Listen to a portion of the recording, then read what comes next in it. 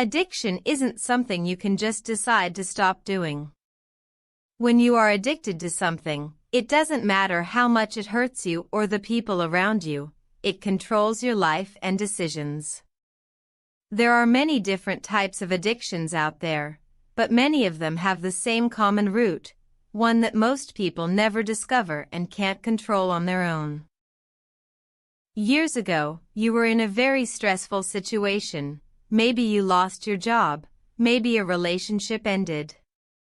And one day, as you're going about your regular routine, you notice that something feels off. Maybe it's that cup of coffee, maybe it's a cigarette, maybe it's those angry words you shouted at someone who irritated you. Or even a chocolate bar. Our brains are wired in a way that encourages us to repeat things we do.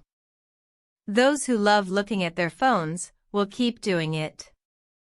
Those who are addicted to sugar or fast food won't stop eating it.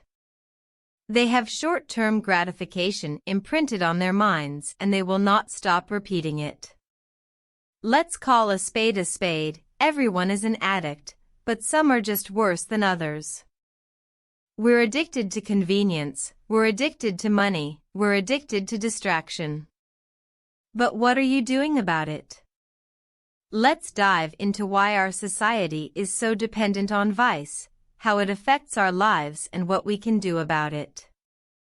If a drug addict feels withdrawal symptoms when they go too long without getting high, you may be surprised by just how similar that feeling is for non-addicts as well.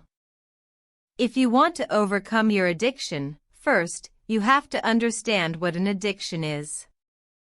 Most of us think that addicts are people who abuse substances such as drugs or alcohol.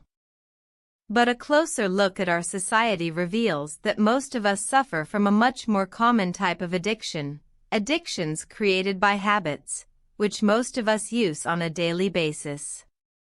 The key step in overcoming any addiction is recognizing what we are addicted to, so we can overcome it. If you're trying to overcome an addiction, your first step is to understand what triggers your habits. Use tracking tools like Rescue Time or Toggle to help you identify what you do on a regular basis, how much time you spend doing it, and how it's affecting your life.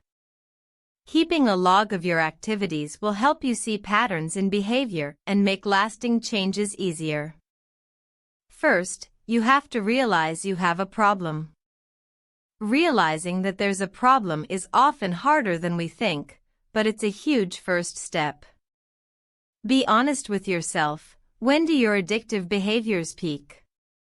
What are your triggers? Is there something that seems particularly tempting for you? Once you understand why it is so hard for you to quit, then you can plan an appropriate solution.